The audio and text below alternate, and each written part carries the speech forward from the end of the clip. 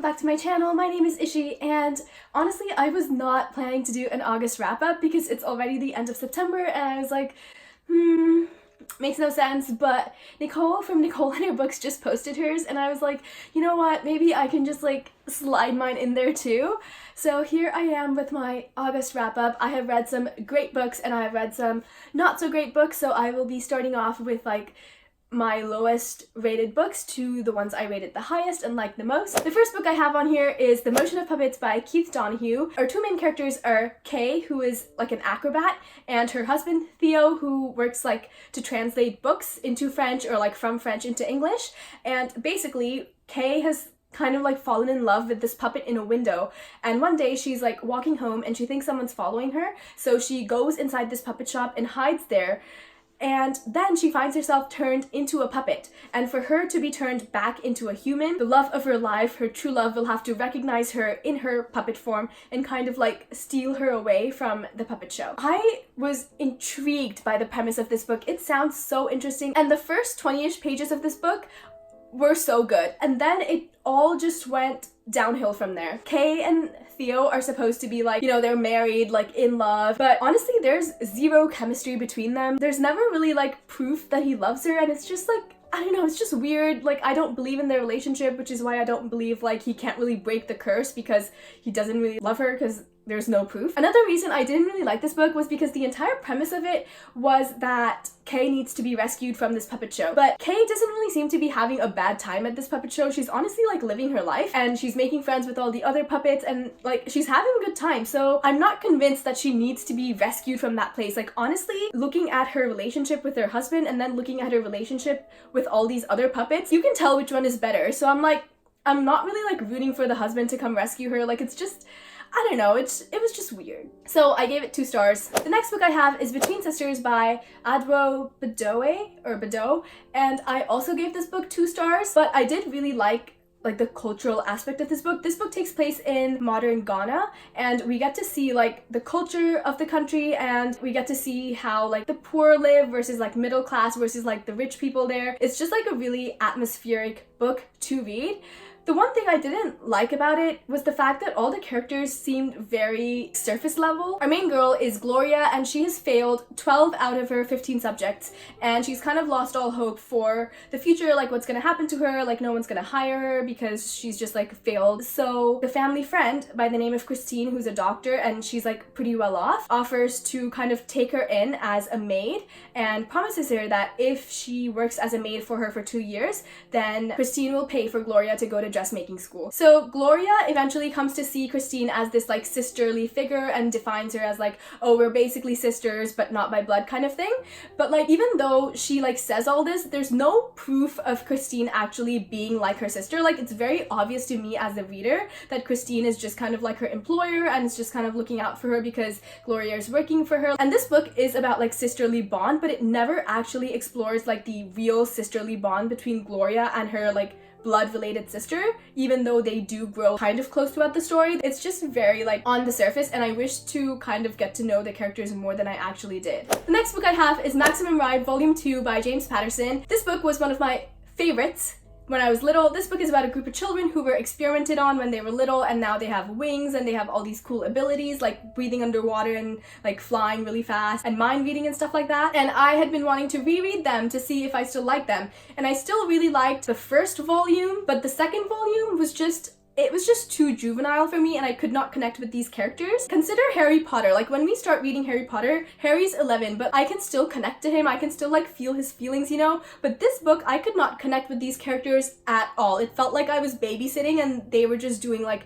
one stupid thing after another, and I was like, oh my gosh, please stop. Yeah, I've just like had enough of this one, and I don't think I'll be continuing on with this series. I gave it 2.5 stars on Goodreads. The next book I have is In an Opsin Dream by Seanan McGuire. So in a previous video, I roasted the first 3 books in this series, but this book, surprisingly, I actually really liked. This book is about a girl named Lundi who stumbles across this parallel world where there's the goblin market. She desperately wants to like stay in the goblin market but also have her life in the real world as well, and it's just her going back and forth, and then eventually she ends up making a deal that she regrets. I honestly really liked Lundi as a character because in all of Shannon Maguire's previous books, I did not like the main character at all. I could not connect with them. I loved the atmosphere of the goblin market. I loved the descriptions of all the people who live in the goblin market. Just like one thing though, I'm kind of bummed about the fact that this place called the Goblin Market doesn't actually have any goblins. One thing about the book that did bug me was the fact that it seemed to skip over all the action. Like there was this one point in the book where Lundi goes to the Goblin Market, and then the next scene is of her returning from the Goblin Market and telling us that there was this entire war and one of her best friends died, and that's why she's like sad now. What? Like it just like skipped over this entire war. It skipped over us ever even meeting that friend. So because of that, I didn't connect to Lundi as well as I could have. It skipped over all the good bits, but I did really like this book. The next book I have is Ready Player One. I was expecting this to be a 5-star read. I didn't really like it that much. I gave it 3 stars because it was like okay and I liked it well enough. This book takes place in the future and our main character is Wade Watts, which is like a super cool name. Basically, there's this video game called The Oasis, and the person who created this oasis hid Easter eggs in it for people to find, and if they find all these Easter eggs and win this game, they will win like his inheritance because he didn't have like an heir, and they'll win all this money and they will get fame. And Wade Watts, his entire life, has like been collecting hints and stuff, and his goal is to kind of like be this person who wins this game in the Oasis. And in the process, he falls in love with this other character, Artemis, who like obviously it's like an online game, so he like falls in love with like the virtual version of her. There's many things I don't like about this book. And the first one is this relationship between Wade and Artemis. And it comes across as Wade being like very creepy and not leaving this girl alone, because Artemis had made very clear that she does not want to kind of be in like a romantic relationship over this guy over the internet. The fact that he doesn't actually know her in real life added like the creepy online stalker kind of aspect to the story, and the fact that he never got the hint that she did not really want that. So yeah, I didn't like the progression of Wade and Artemis, and honestly I wish that they had never gotten together. Personally, I feel like if I were to be like in a virtual world playing video games, I'm there to like mind my own business and not to just kind of like be hit on by some guy who like won't leave me alone. Like that's so annoying. Overall, the book was like really interesting and I liked it well enough, so I gave it 3 stars. The next book I have is Check Please by Gozi Ujaku. This is a graphic novel about this one guy, and he's just starting college and he's in his first year and he plays ice hockey. But he's not one of like the big scary guys. He's like this pretty like skinny kid, and he's scared of getting checked on the rink. And if you don't know what that means, it's like when they like bump into you really hard to make you like give up the puck. So he's scared of that. And so his captain, who he kind of like has a crush on, gives him like checking lessons, which is why it's called like Check Please.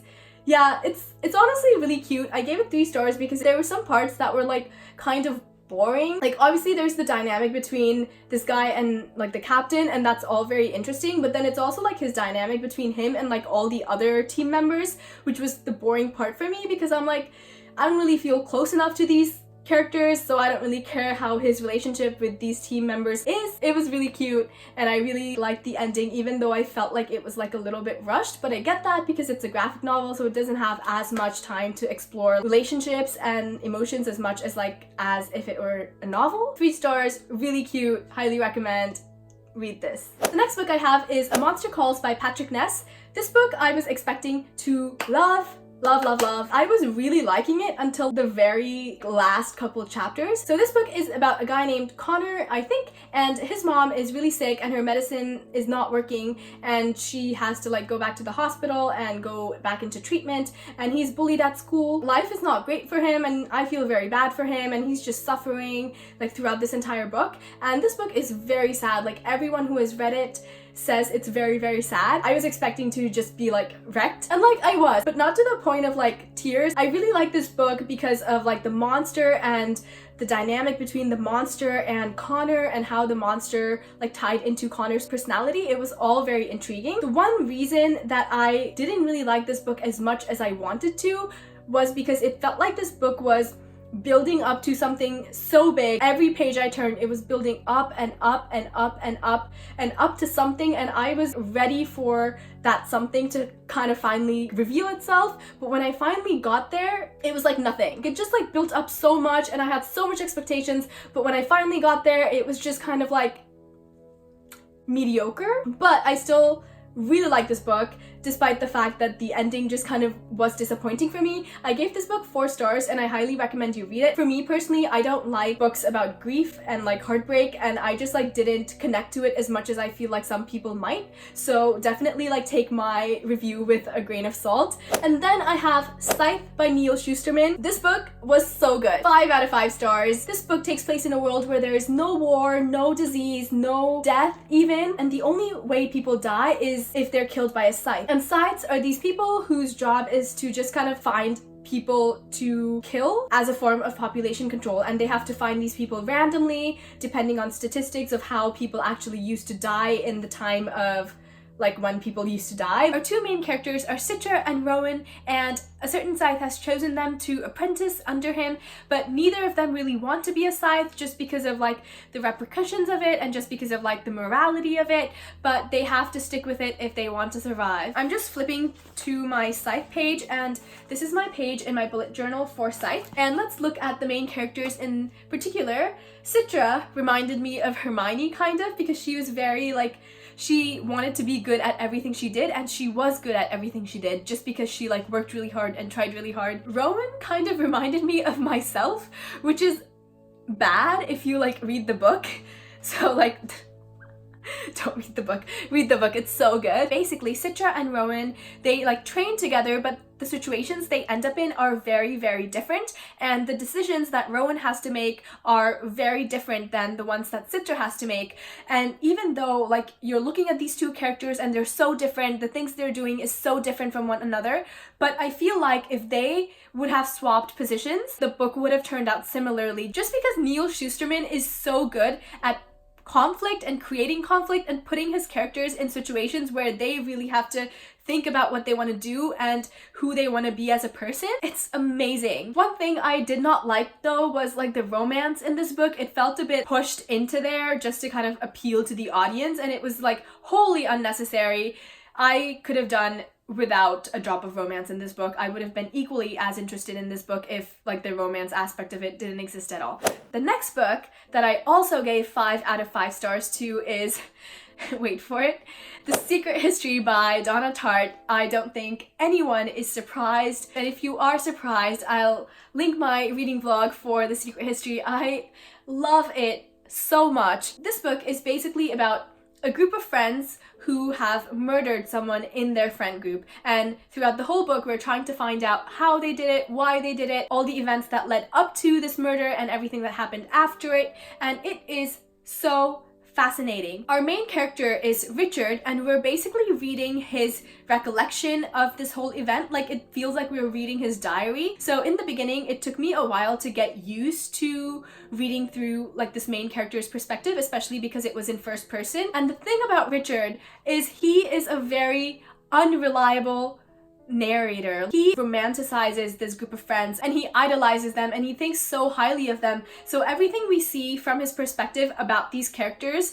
kind of has this like filter of perfection over it, because all these characters are like portrayed in a way that makes them seem so perfect when they are actually like so flawed. And the more we read, we discover what these flaws are. We discover all like the imperfections, but even though we learn that they are flawed and imperfect, it makes you like them more rather than less. It makes you think of them more as human than like the idolized version of them we were initially introduced to at the beginning of this book. Like the exploration of human character that this book goes through, I love it so much. The one thing that completely blew me out of the water about this book was the foreshadowing. There's foreshadowing from the first sentence to like the second to the last sentence. Donna Tartt is an absolute legend. She is a mastermind. I don't know how she thought up this much messy drama, but I am shook to my very core. The writing style is absolutely beautiful. It takes you a while to get used to it because there are really long sentences, there are so many commas,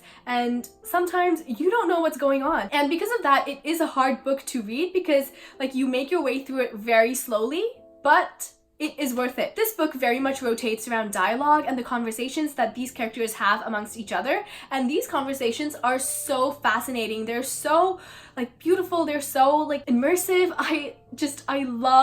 I love these characters and I love everything they talk about, and I love every word that comes out of their mouth. I want to reread it like over and over again for the rest of my life, and I want my children to read it and I want my grandchildren to read it. 5 out of 5 stars, 50 out of 50 stars, 5,000 stars.